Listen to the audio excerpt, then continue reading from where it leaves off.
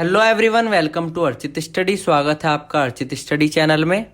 आज की क्लास में हम एनसीईआरटी सोशल स्टडी के नोट्स पढ़ने वाले हैं, तो चलिए शुरू करते हैं। Subject civics, class 6, chapter number 4, लोकतांत्रिक सरकार के मुख्य तत्व। चलिए पढ़ते हैं। सबसे पहले हम दक्षिण अफ्रीका के बारे में पढ़ेंगे। तो दक्षिण अफ्रीका एक ऐसा देश है जहाँ कई प्रजातियों के लोग रहते हैं, श्वेत गोरे, अश्वेत काले, और जिनकी त्वचा का रंग सांवला है, जैसे हम भारतीयों की त्वचा होती है।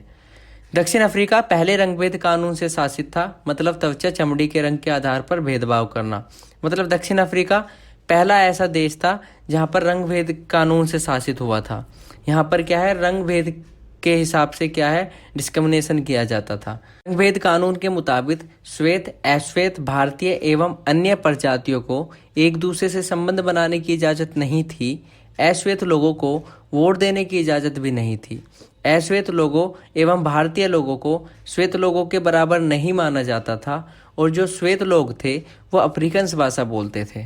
मतलब दक्षिण अफ्रीका एक ऐसा देश था जहाँ पर अलग अलग प्रजातियों के लोग रहते थे। वहाँ काले भी रहते थे, वहाँ गोरे भी रहते थे, और ऐसे लोग भी रहते थे जिनकी चमड़ी का कलर जो है वो सांवला होता था, जैसे भारतीय लोगों की चमड़ी का होता है। इसी तरह वहाँ पर क्या है, रंगभेद के हिसाब से क्या किया जाता था, डिस्क्रिमिनेशन किया जाता था। तो वहाँ पर सबसे पहला देश दक्षिण अफ्रीका ऐसा बना जहाँ पर रंगभेद कानून लगाया गया। उसके बाद में क्या है, रंगभेद कानून के मुताबिक श्वेत, अश्वेत, भारतीय एवं अन्य प्रजातियों को एक दूसरे से संबंध बनाने की भी इजाज़त नहीं थी, रिलेशन नहीं बना सकते तो आपस में। अश्वेत लोग जो थे, मतलब काले लोग जो थे, वो वोट देने का अधिकार भी नहीं रखते थे, और जो काले लोग थे, अश्वेत लोग, और जो भारतीय लोग थे, उन्हें गोरे लोगों के बराबर इक्वालिटी मतलब नहीं थी, उतना सम्मान उनका नहीं था। और जो श्वेत लोग थे, जो गोरे लोग थे, वो अफ्रीकन भाषा वहाँ पर बोला करते थे। अब एक यहाँ नोट करके एक कॉलम लिखा हुआ है, एक बार इसे पढ़ते हैं और जानते हैं इसका मतलब क्या है। हेक्टर पीटरसन की घटना 16 जून 1976 को हुई, जिसमें हेक्टर और स्कूल के अन्य विद्यार्थियों पर अफ्रीकन भाषा को सीखने का जोर डाला जा रहा था, जबकि वे अपनी भाषा जूलू सीखना चाहते थे। हेक्टर ने अपने सहपाठियों के साथ मिलकर विरोध किया, और दक्षिण अफ्रीका की पुलिस ने विरोध करने वाले इन लोगों पर बड़ी बेरहमी से पीटा और गोलियां बरसाई। उनमें से एक गोली हेक्टर को लगी और वह मारा गया। मतलब एनसीईआरटी में एक स्टोरी बताई गई है, एक वो घटना ही है, रियल घटना है, उसे स्टोरी की तरह बताया गया है कि एक हेक्टर पीटरसन नाम का एक स्टूडेंट था। उसकी घटना हुई थी 16 जून 1976 को। उस घटना में क्या हुआ था कि हेक्टर अपनी भाषा बोला करता था, उसकी भाषा अपनी जूलू थी, लेकिन वहाँ पर क्योंकि श्वेत गोरे लोग अफ्रीकन भाषा बोलते थे, तो उस पर जोर डाला गया कि आप जूलू की जगह आप अफ्रीकन भाषा ही सीखिए, वही बोलिए। मतलब उसे प्रेशराइज किया गया उस भाषा को सीखने के लिए, बोलने के लिए। तो हेक्टर ने क्या किया, एक अपने संगठन टाइप बनाया और स्टूडेंट को जोड़ा जो आसपास के थे उसके, जो कि जूली भाषा बोला करते थे, और उनके साथ में उसने उसके अगेंस्ट विरोध किया कि हम पे प्रेशराइज किया जा रहा है कि आप अफ्रीकन से बोलिए। मतलब इस तरीके के उसने विरोध करने की कोशिश करी। तो फिर क्या होता है, एक काफ़ी विरोध होता है, तो फिर पुलिस क्या है, उन पर क्या करती है, बेरहमी से पिटाई करती है, लाठीचार्ज करती हैं और गोलियां भी मारती है। उसमें से एक गोली क्या है, हेक्टर पीटरसन को लग जाती है और वो मर जाता है। तो ये एक घटना दिखाई गई है एनसीईआरटी में। 16 जून 1976 की ये हेक्टर पीटरसन की घटना सिर्फ इसी चीज़ को शो करती है कि दक्षिण अफ्रीका में किस लेवल का वहाँ पर डिस्क्रिमिनेशन हुआ करता था।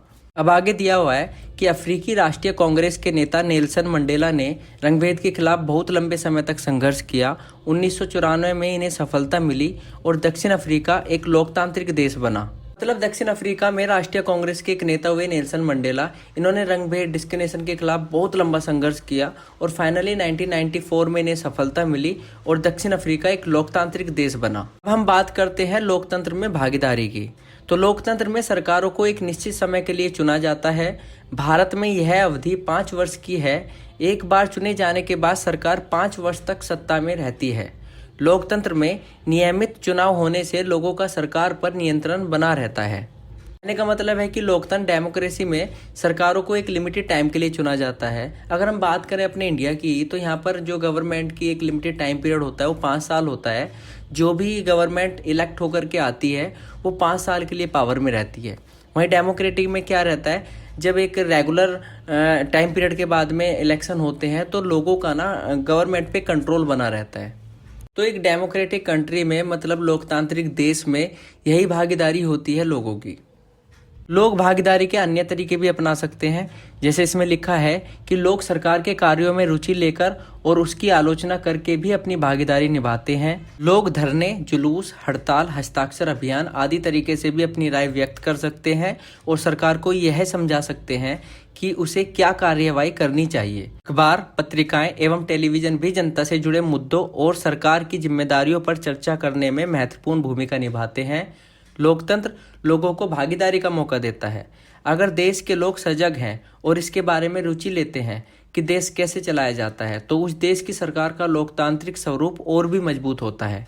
मतलब आप डेमोक्रेसी में अन्य तरीकों से भी भागीदारी मतलब पार्टिसिपेट कर सकते हैं। जैसे आप गवर्नमेंट के जो काम हैं उनमें आप इंटरेस्ट ले सकते हैं, उनकी आप आलोचना भी कर सकते हैं। इस तरीके से भी आप क्या पार्टिसिपेट कर सकते हैं। अगर आपको कोई बात अपनी पहुंचानी है गवर्नमेंट तक, तो आप धरने कर सकते हैं, जुलूस निकाल सकते हैं, हड़तालें कर सकते हैं, एक हस्ताक्षर अभियान सिग्नेचर करके जो एक कैंपेन चलाया जाता है वो आप कर सकते हैं। इस तरीके से भी क्या है आप कार्रवाई कर सकते हैं अगर आप डेमोक्रेसी में पार्टिसिपेशन चाहते हैं। जो हमारे अखबार मतलब न्यूज़पेपर हैं, मैगजीन, पत्रिकाएं हैं, टेलीविजन है, ये जनता से जुड़े मुद्दों पर और सरकार की जिम्मेदारियों पर डिबेट कर सकते हैं, चर्चा करने में एक महत्वपूर्ण भूमिका निभा सकते हैं। मतलब लोकतंत्र लोगों को क्या है पार्टिसिपेशन का एक मौका देता है। कहने का मतलब है कि अगर देश के लोग एक्टिव हैं और वो इंटरेस्ट लेते हैं कि अपने देश को किस तरीके से रोल करना चाहिए, किस तरह की पॉलिसीज होनी चाहिए, अगर वो थोड़ा भी पॉलिटिकल या फिर डेमोक्रेसी में इंटरेस्ट ले रही है, तो क्या होता है उस देश की जो डेमोक्रेसी है वो और मजबूत बनती है। अब डेमोक्रेसी में हम बात करते हैं विवादों के समाधान की। तो विवाद तब उभरता है जब विभिन्न संस्कृतियों, धर्मों, क्षेत्रों और आर्थिक पृष्ठभूमियों के लोग एक दूसरे के साथ तालमेल नहीं बैठा पाते। ऐसा तब होता है जब कुछ लोगों को लगे कि उनके साथ भेदभाव किया जा रहा है। विवाद या समस्याओं के समाधान के लिए कई बार लोग हिंसा का प्रयोग करते हैं। मतलब एक डेमोक्रेसी में अगर हम विवाद की बात करें, जैसा कि हमने फर्स्ट चैप्टर में भी एक डाइवर्सिटी के बारे में पढ़ा था कि जब विविधता होती है तो हमेशा वो अच्छा होने का कारण तो नहीं बनती ना। तो इसी तरीके से डेमोक्रेसी में अगर हम विवाद की बात करें तो वो विवाद कब हो सकता है? वो विवाद हो सकता है जब अलग अलग कल्चर के लोग या फिर अलग अलग धर्मों के लोग या अलग अलग एरिया के लोग जब क्या है आपस में तालमेल नहीं बैठा पाते, एक बैलेंस नहीं बना पाते, तब ये चीज़ हो सकती है, तब ये विवाद हो सकता है। तो क्या करता है कभी कभी जब ये विवाद बढ़ जाता है या फिर काफ़ी प्रॉब्लम बढ़ जाती है तो लोग क्या हिंसा तक का प्रयोग कर लेते हैं। या फिर ये भेदभाव तब हो सकता है जब लोगों में इनइक्वालिटी जैसी फीलिंग आ रही हो, डिस्क्रिमिनेशन जैसी फीलिंग आ रही हो। अब इसमें क्या है जो डेमोक्रेटिक गवर्नमेंट होती है उसकी रिस्पॉन्सिबिलिटी होती है कि वो इस तरह के विवादों का समाधान करे, सॉल्यूशन करे। अब देखिए कुछ विवाद दिए गए हैं, इन्हें पढ़ते हैं और डिस्कस करते हैं कि किस तरीके से चीज़ें हो सकती हैं। धार्मिक जुलूस और उत्सव कई बार विवाद की समस्या का कारण बनते हैं। नदियां भी कई बार विवाद का कारण बन जाती है क्योंकि कुछ नदियां एक से अधिक राज्यों से होकर बहती हैं। एग्जाम्पल के लिए अगर देखें कर्नाटक और तमिलनाडु के बीच एक कावेरी नदी पड़ती है। इस तरह की चीज़ें भी हमारी क्या है कभी विवाद का कारण बन जाती है। वहीं कर्नाटक का कृष्ण राजा सागर बांध कावेरी नदी के ऊपरी छोर पर है और तमिलनाडु का मेटूर बांध नदी के निचले छोर पर है। मेटूर बांध में पानी तभी भरता है जब कृष्ण राजा सागर बांध से पानी छोड़ा जाए। ये भी एक विवाद उत्पन्न करता है और राष्ट्रीय सरकार की यह विवाद मिटाने की जिम्मेदारी होती है कि दोनों राज्यों के लिए पानी का सही बंटवारा हो पाए। मतलब इन विवादों के थ्रू ये बताने की कोशिश की जा रही किस टाइप के विवाद हो सकते हैं। जैसे धार्मिक जुलूस भी हो सकते हैं, कभी कभी कोई फेस्टिवल पे भी विवाद या प्रॉब्लम क्रिएट हो सकती है। कभी कभी नदियों को लेकर भी हो जाता है, जब एक स्टेट से बहकर दूसरे स्टेट में जा रही होती है या कोई डैम बना होता है। जैसे कर्नाटक की बात हुई, यहाँ पर कावेरी नदी पर जो 2 डैम बने हुए हैं। ऊपरी छोर पर कृष्ण राजा सागर बांध बना हुआ है और निचली छोर पर हमारा मेटूर बांध बना हुआ है। इस तरह की जो रिस्पॉन्सिबिलिटीज होती हैं, इस तरह के जो विवाद होते हैं, उन्हें निपटाने की जो जिम्मेदारी है वो राष्ट्रीय सरकार की है कि किस तरीके से ये चीज़ें सोल्यूशन की जाए।